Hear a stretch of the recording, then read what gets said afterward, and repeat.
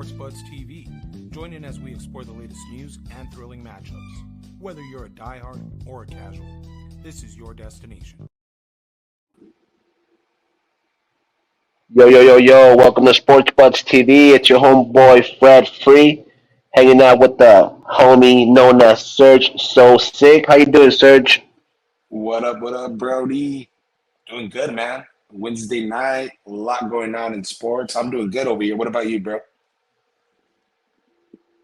Doing good, buddy. Doing good. Just Yes, got through sir. watching some basketball highlights and reading up on some of the NFL releases of the games. So a lot of you could tell a lot of shit's happening in sports nowadays. Yes, sir. But let's go ahead and kick it off, Serge. You know what we do. We bring you the hottest topics in sports popping. We got the NFL is king. Today, the new schedules were released in the NFL. Primetime games, international games, Yeah, divisional games, de todo. So which means that companies like Ticketmaster, StubHub, resellers were making some good money today. dude. You know what I was just doing, and you know what? Because we're not on camera, that'll come later. But as you're going through like all the NFL schedule drop, primetime games, I'm doing like the Birdman when he's like rubbing his hands. You know that little meme or Oh, whatever. Where he's like, yeah. you know which one? Yeah, Like, oh, I, damn. that's exactly how it is, dude, for real. Um, Yes, sir. well, let's go ahead and take a look here at some of the games. That are Man, getting the most prime time in 2024. Let's see. So we got the teams with the most primetime games, the New York Jets. What? I'm thinking it's a lot has a lot to do with Aaron Rodgers. We got the Cowboys. I mean, what have you done for me lately? You know, people just love to hate the Cowboys and hate to love the Cowboys. It's one of those type of relationships. And we got the San Francisco 49ers, which have been the most relevant team out of these other two. So rightfully so, they get some. They're a high-powered offense with a solid defense, so they bring some good games. And then we got teams with 5 games. Hey, look at that. The LA Rams, Green Bay yes, sir. Packers, Kansas City Chiefs, rightfully so, Baltimore Ravens, Philadelphia Eagles. You know what? I've noticed that a lot of these teams are high powered offenses. Oh, they got to And score.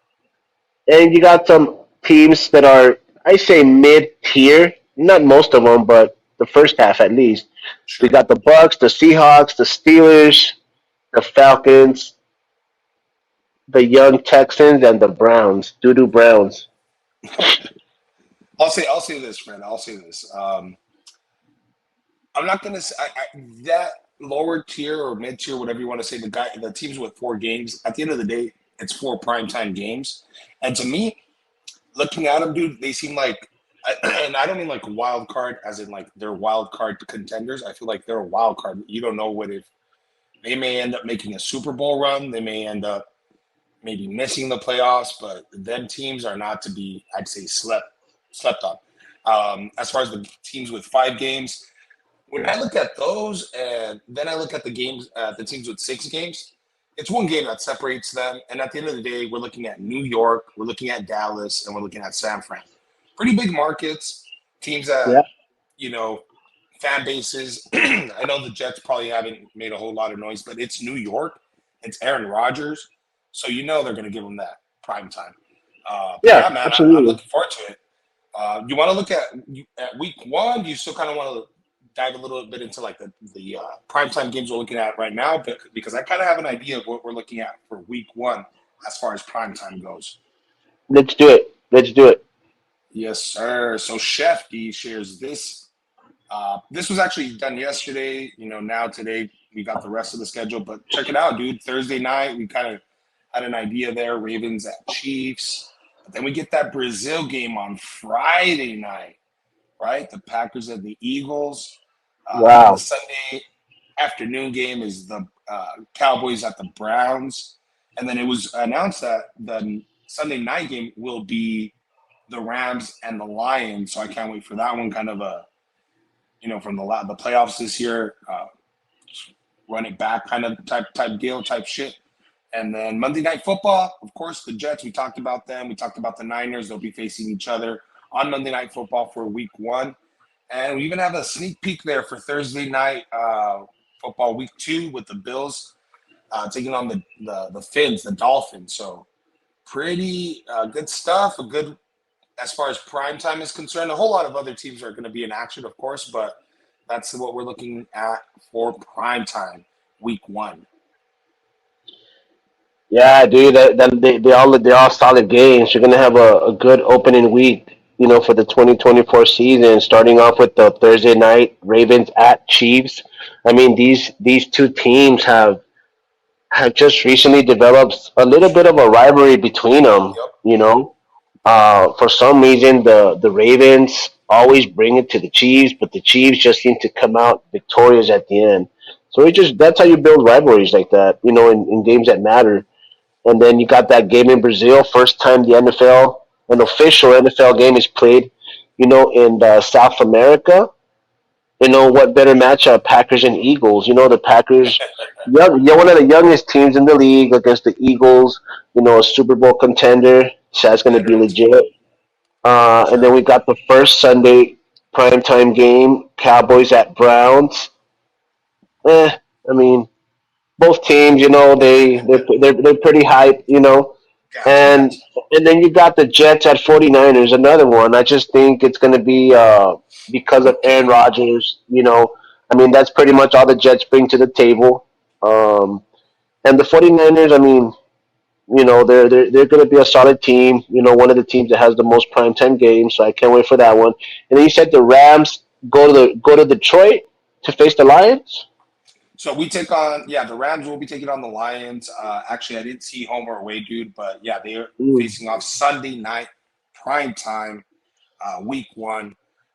Yeah, that's a big one. They're gonna run it back from the playoffs last year when the Rams did go to Detroit and put on a quite a good of an outing, but weren't able to come away with the win. And I can't wait to see what happens. Now this is a few months away, Can't right? So wait. that yeah, Can't that's why. wait. Yeah. But what about the Steelers? So who you guys end up facing week 1? You know what? Pittsburgh was. I was looking at the schedule release and the rankings. On Sure. the difficulty of the schedule, the strength of the schedule, Oh, right, and right. Yeah, yeah. The Pittsburgh Steelers, my favorite team. They have one of the toughest schedules this season. We go to the Falcons, we go to the Broncos, we play the Chargers at home, and then we have to go to Indianapolis and face the Colts. So Yeah. the first month of the season, we only have one home game. It gets a little fun after that. We got a Sunday night against the Cowboys at home, and then we travel to Las Vegas to face the Raiders on Sunday. Come back home, Good face the stuff. Jets for Sunday night, and then we have the Giants Monday. So we have four primetime games between week 5 and week 8. It's not bad. Yeah, man. I know that start to the season, it's a bit rocky there. As far as the toughest schedule. I think preseason is a little tough. We don't know exactly what these teams will look like once we get after that first month. But as far as having to play 3 away games in your first 4 weeks, that's got to be tough. So Check yeah, check no, this out. Check this one out. Check this one out. Right. run So up, ready. so we have those three primetime games mid-season, right, between week 5 and week 8, and then we have a bye week, week 9, and then we have from week 11 to week 18, we have one, two, three, four, five, 6 divisional games. So the end of the Yeah, season is going to be all divisional rivals. And to you're gonna top it have big off, games that you're playing and that you're trying to win. yeah, and the only games that are non-divisional games between week 11 and week 18 are the Chiefs on a Wednesday, the Eagles at Philadelphia, and that's it. No, So the the NFL's Steelers, done a good job. They've done a good job of making it where like only the first seed now gets that bye in the playoffs, right? First week. yeah, And Also, they've started to do these rivalries, these divisional matchups. They'll have some at the beginning of the season, but they definitely kind of, I feel like it gets stacked towards the end so that those games mean more. Um, you're probably less likely to see a team sit players depending on records. We've seen that happen a time or two. So, Güey, yeah, se está poniendo bien cabrón, güey. It's getting tough, yeah, man. And I mean, you know what? The Steelers have what it takes to fucking go out there and do a good job this season. You know how they say, man. God puts the toughest obstacles to his toughest warriors or something like that. I'm killing it there, but I think the Steelers will do a great job out there, brother. no, well, you definitely have killed that quote there, but you've spoken like a true fan, and I can't hate on that, dude. So we'll see. Plenty of time, dude. I mean, we are as of right now, May 15th. The season is months away, but it definitely is good to kind of take a step back right now that the official, lay of the land has been as far as the schedule, when you're facing opponents. It's exciting times. The NFL is king, and around these parts, we make sure we salute the king, right? However that goes. No shit, we're really killing murdering quotes today.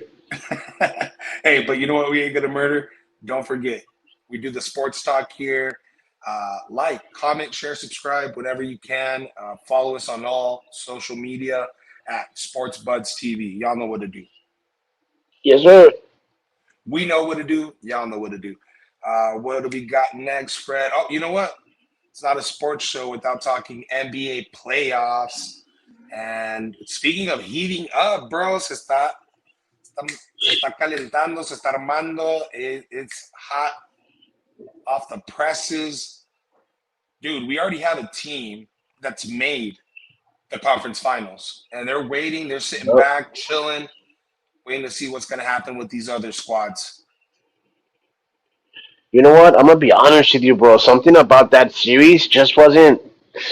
I don't know. Like I kind of knew like the Celtics were just too much of a team for Cleveland, and Cleveland. I mean, aside from Game Two, didn't really. I don't know, man. I don't know if it was because Mitchell was hurt, or I don't know Exactly. what it was, but it just wasn't really too entertaining for me for it to be like a conference semifinal. But hey, whatever it was, man. For the Cavs, they played ball today. Got close there towards the end, but it just wasn't enough for the Celtics. I will Now, say this, it is the East, though, and we've talked about it before. The East is, when we compare it to the West, not as top heavy. Not as many as contenders as we see, I believe, like in the West. But like you said, Mitchell goes down. You don't feel like too good about the outcomes as far as the Cavaliers are concerned. But then Mitchell out, no, hombre, güey, no cállate. They didn't have a cállate. they didn't have a shot. It ended in a gentleman's sweep, and like I said, they're kicking back at the crib and waiting to see who they face next. But my bad, you were going on to the next game. Where were we? We're gonna wrap up on Well, the Celtics Cavs. pretty much, brother. I mean, don't really have much to say. I think the Celtics. I mean, they are the number one seed for a reason. Sure. You know, they have, they have a crazy bench. Their starters are balling all around. They're just a much better basketball. So now for the other Eastern team that's in the other conference semifinal, the Pacers and the Knicks. My Yes, team sir. that I'm rooting for in the playoffs, the Knicks. They're not really my favorite team all time, but they just have a way of playing that's just that gritty fighting. Like, sometimes it feels like they're even spotting the other team a few points. Like, here's 11 points. And then they come back and go up by 20 again. Like the Knickerbockers are just balling, dude. But you know what? I'm gonna keep it real. When they went to Indiana for Game 3, Mm-hmm. nothing was dropping for them. Nothing was dropping. Even like the little floaters, like nothing was popping. But tomorrow they get a chance, to go ahead and close the series. I think Brunson's balling at home. Away, it's a little different, but Devachenko's balling. I think the role players are doing what they got to do, and I could definitely see a Celtics Knicks, like I called it early in the season, for the conference finals. That'd be a I good don't one, know. man. That's definitely a matchup that, I mean, the fan bases we talked about in football, just, look at the fan bases in Boston and New York, dude. So, yeah, that's definitely one that the NBA is probably looking at and salivating right now at the thought of getting that as a matchup in the Eastern Conference Finals. But I'll say this to kind of go along with what you mentioned. The Knicks away in Indiana may not look the same as far as shots going down and that atmosphere overall. It definitely can play a part. So much like I saw Denver take care, because once these series became 2-2, no matter how it happened, it becomes a best of three at that point. First one of two. Yep. The Knicks took care of business at home. You would figure the Pacers are able to hold serve, take care of business, and we get a game 7. That's what I'm gonna root for on Friday night when we get this game 6 on the way, right? And I would definitely be all in for a game 7 at the Mecca, Pacers versus Knicks, dude. You can't Wow. write this stuff, my boy. And then Yeah. the winner of that, by all means, has earned the right to face the number 1 seed in the Boston Celtics for a trip to the NBA Finals. So Yeah. that's what I'm rooting for. No, I hear you, man. It's been it's they have history. These two teams have history of playing each other Yeah, in playoff basketball back in the early mid '90s. I remember those basketball games with Reggie and Patrick Ewing and the boys and Rick Smith and even the UTEP the grad. What crew was his name? Davis and the crew. Nah, yeah, and the dude. crew. So it's a great series overall. I'm enjoying it. The Pacers are also one of those teams that are very blue collar. Hellenberg he's a beast, and I'm hoping for a good game tomorrow. But I'm really hoping that the Knicks close this one out and not take it to a game 7. But let's jump across the country here and Yes, go to the sir. Western Conference. Today, the Mavericks went ahead and took care of business against the young Oklahoma City Thunder team. Um, I don't know if you got a chance to watch Yeah, the game, but my boy was balling on him today. He was yeah, balling on man. him. Yeah, and that's a little bit again about they're back in Dallas, right? They're back at the Mavs, and yeah, they definitely took care of business. The Thunder actually look like that younger team, like the team that's doesn't have a lot of veterans. You can tell that definitely is playing a part from what this last game showed us. Um, I don't know if they're able to win the game 6 like I feel the Pacers are able to do it. And if you ask me, I think the Mavericks right now are pedal to the metal. They've cracked whatever they couldn't get past. Luca is playing much better. Always there with the points, but I feel like the rebounds have been there now, and making sure those turnovers are cut down. So I gotta say, I feel like the Mavs take care of business on Saturday night, and they move on to the conference finals. Yeah, I Yeah, agree with yeah, I you. gotta say that. I agree with you, brother. Luka Doncic was on one today, dude. My boy dropped 31 uh, and closed out the night with 10 defensive rebounds, 11 assists. So he was also spreading the cheese out there, Yeah. and Oh and yeah. that's what you need. Maybe you don't need. I mean, maybe he won't give you like all time Gary Payton defensive effort, Right. but as long as he's like just distributing the ball, just making plays, he's a playmaker. He's a playmaker. To me, I dude, could definitely honestly, as see. long as you're rebounding, like you said, the assist, and to me, it's don't turn the ball over. So if you're getting dimes, you're not turning the ball over. You're making the right pass, and if you're rebounding, you don't have to be. Nobody can be the best defender and the best offensive player. I mean, I'm sure it's done at times, but that's not a consistent formula for 82 games and then playoffs. You know what I mean? And then the finals. Yeah, You know, So no, dude, I get it. It cannot be like, oh, I'm not going to rebound in this game or something. You know what I mean? You got to rebound. You got to box out to get the rebound. Don't turn the ball over. Make the right pass. Smart passes. None of these like Yeah, crazy. You know what I mean? That's what I've always. And the guy did that and then some these last few yeah. games. Oh yeah. I mean, I know he was, struggling a bit, but today he was aggressive. He was dropping the deep three. He was getting to the basket. He was distributing the ball to the wings, And to the he's hurt, right? big. He's banged up. Well, Yeah, everybody's hurt, right? Like right now at this point, like everybody's a little banged up. yeah. But I mean, let's not forget he did lead the league in scoring this in the regular season. Yeah, But today he balled, and they have a chance to go ahead and close it out later this week. I see that happening on Saturday night. I see that happening too, my brother. Good run for the Thunder, number one seed in the West, but Oh it just yeah, no wasn't shame. enough in the playoffs. Yeah, no shame in their game. I'm not, no secret around these parts. I'm a Spurs fan, but the Thunder did their thing this year, um, and I'm just gonna say it. Everybody get their wins in now because the Spurs and Wembenyama are coming. Pause. No Diddy. What up? What do we got next? So tomorrow, the Denver Nuggets get a chance to go ahead and close out the series against the young Timberwolves. Ooh, Um, I know, dude. My boy Ant balled out, but it just wasn't enough. You know, it just wasn't enough. Something happened to that hungry Wolves defense that came in the first two games of the series, and it just no, no, hasn't no. been the same.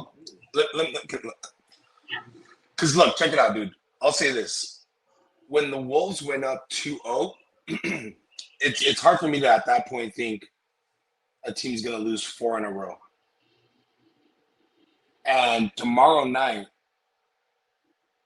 the Nuggets win, they would have done that. Won four. It's hard to beat an NBA team three times in a row. They've done that already. You know what I mean? Now, Yeah. I think that the Wolves defense has still been there. Maybe this last game, I think better than the game before, but I feel like they have not been able to get any shots to go down, dude. And Well, it's weird because like they played darn near perfect the first two games away, then play like crap, dude, at home for two straight games. Then they go into Denver, and it's like, well, Denver now has like, all right, now we've got our feet under us. We did well, get knocked down, knocked out. Go ahead. I mean, this is the X factor. That the first two games, the Wolves kept the Nuggets under 100. I mean, granted, game one was 99 to 106, but still under 100. Games three, four, and five, which are the games the Nuggets won, they were averaging over 110. So that it wasn't the same defense. I just No, no, think no, no. I get that. But what are the points that the Wolves are scoring in those last three games? 90, It's 107, 97. I don't feel like So they're it. scoring as much. Go ahead, go ahead. Yeah, yeah. I mean, in game one and two, they scored 106. In game four, they scored 107. And But and the lockdown they lo- defense. I just feel like the they, shots aren't going they, down now. they wound up losing by 8 that game. So I have a feeling the Nuggets are going to go ahead and close out the series tomorrow, Thursday. Uh, and we're going to have to see a Mavericks Nuggets Western final. Well, I think this is the first time so far, maybe I'm wrong, that we're going to disagree tonight in the NBA. I'm going to take the Timberwolves and You have to, because Anthony that's the team you're with. Edwards. No. That's besides the point. I'm telling you, dude, to beat an NBA team three times in a row is freaking hard. Granted, the Nuggets have done that. Also, Fred, you fail to realize that the hardest game to win, has always been said, is the closeout game. So just keep that in mind. That's the hardest game to win. Is the last game. It's a home game, and it's a great chance for this whole thing that we talked about. Anthony Edwards, the Wolves, like game one, game two, like young Jordan. Yeah, right now that doesn't look like it, right? But for all that, all that has gone wrong, they have a chance on Thursday night to 8 mile that, pull it from deep inside, and force a game 7 in Denver. Now, can they win a game 7? I don't know. I won't get. We gotta first get through Thursday night. But I feel like at home, with the chips on the table, I'm taking the Timberwolves to win game 6 and force a game 7. Just like I'm forcing the Pacers to do so against the Knicks. I don't see that the Thunder have what it takes to do that against the Mavs. But I definitely feel like the Wolves can force a game 7 and the Pacers can force a game 7. Oh yeah, absolutely. I mean, they're in the conference semifinal for a reason, But I just know the Nuggets have had the most recent playoff experience. Obviously, NBA champions. Obviously, they have the MVP with them, Obviously, and they won 3 in a row. I get it. I get it. By all yeah. means, I get it. So it's going to be a great matchup. This is what it's all about in playoffs, in playoff Can't wait. basketball. That Yes, everybody sir. has a shot. Everybody has a shot. You just got to land them. You know what I mean? But tomorrow, so the Nuggets have an opportunity to close it out. And you know what? I apologize. The Knicks, they don't play until Friday, so they're gonna have to go ahead and wait a few more days for that one to close out. Yep. Yeah, but NBA basketball, fantastic. So It's moving on, Serge. fantastic. Moving on, Serge. What's up? Tell me what's going on in boxing. Your metal mole. Brody, no, but for sure, the NBA, it's fantastic. And before we get into that boxing, I just gotta say, y'all know what to do. We know what to do. We're here every week. We're talking sports. We're talking NFL. We're talking NBA. We get into that boxing. But yeah, we know what to do. Y'all know what to do. Follow us. It's at Sports Buds TV. You can find us on all social, on all socials. And as far as what's going on, dude, it's a big week in boxing. Matter of fact, we got to pick up on what happened Saturday night. We had Vasily Lomachenko. He became a world champion again at the 135 division. Yeah, man. After that close fight he had against Devin Haney, Lomachenko makes his way back up to championship status. And no sooner did he become champion than a few minutes did we see kind of people starting to line up. Who's next, right? We saw Gervonta Tank Davis, one of the first people. You know what? I got a fight coming up against Frank Martin, but I want Loma after. So these are all the champions, or what? For So Tank is 135? a champion at 135. We see Shakur Stevenson is another champion. He actually has tried to get the fight with Loma. They're in the same kind of promotion, right, with Top Rank. Unfortunately, that hasn't happened for him. William Okay. Cepeda, Caparon, that young man right there, just above Tank Davis in this image that you're seeing. He's another champion, a hell of a fighter. Definitely Camarón exciting. Cepeda. One of my favorite fighters, dude, honestly, as far as that division goes. And then Emmanuel Navarrete. Now, this young man is Vaquero. He has a fight on Saturday, and On he has a ESPN chance. Plus, right? Yeah, it'll be on ESPN. Don't miss it. He has a chance to become a champion in the division.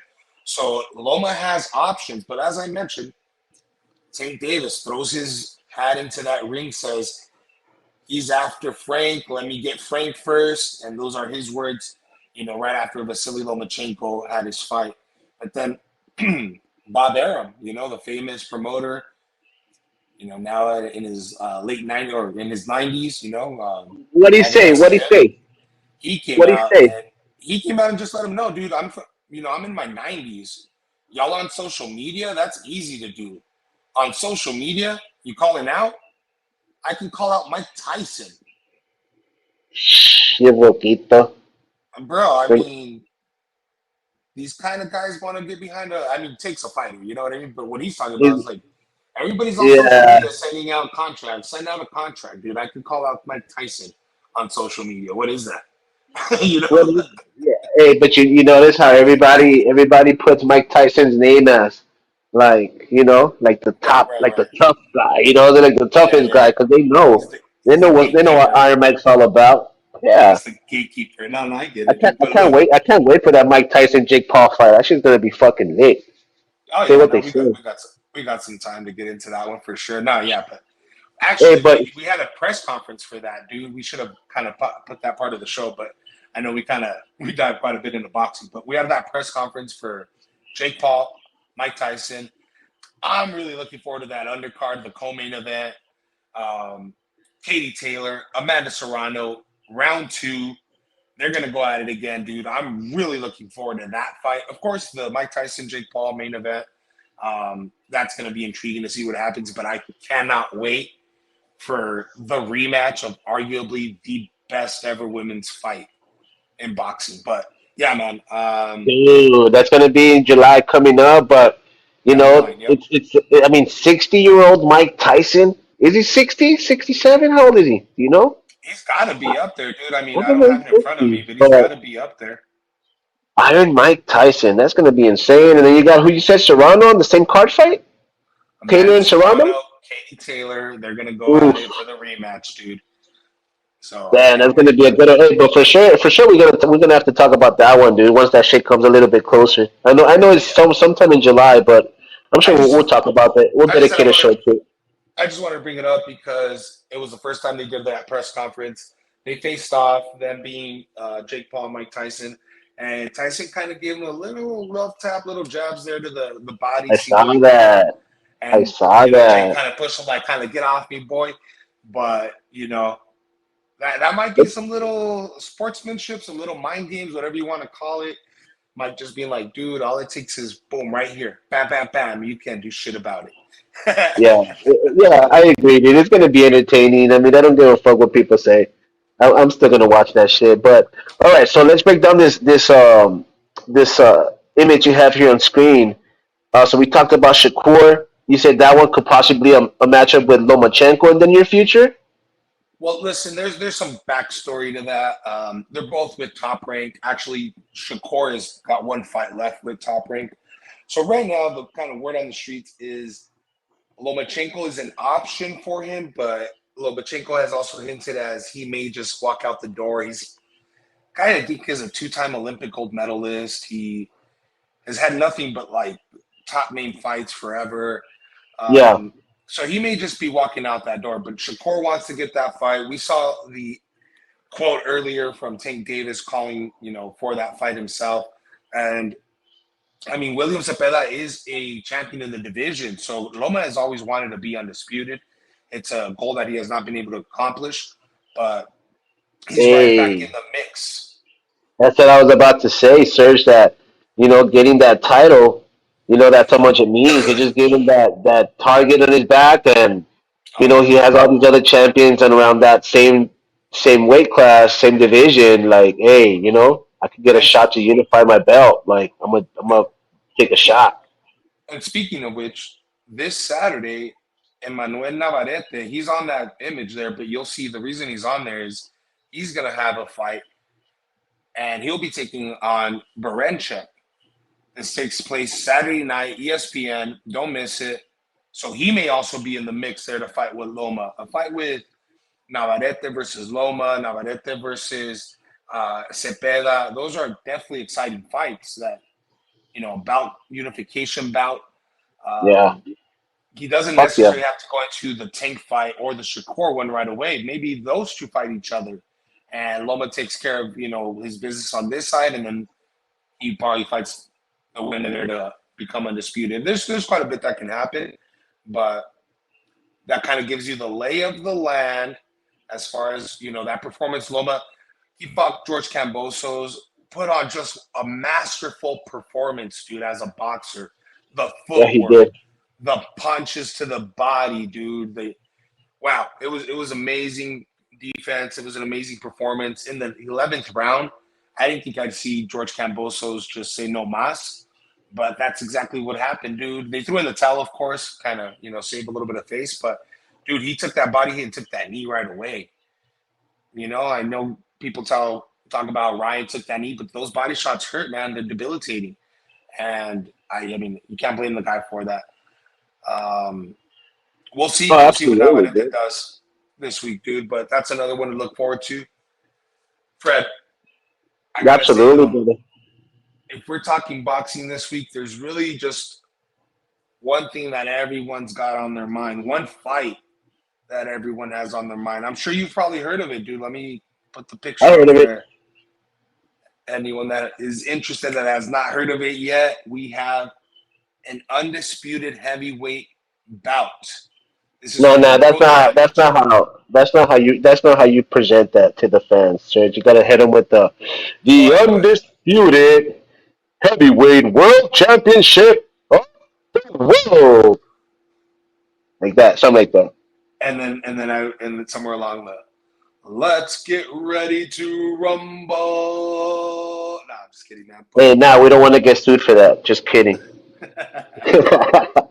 Yeah, but Man. it's gonna be a great fight. Tyson Fury against what's his name? Alexander Usyk. Alexander Usyk, yes, sir. The Tell me- unified champion, Alexander Usyk, taking on the WBC and lineal heavyweight champion, Tyson Fury.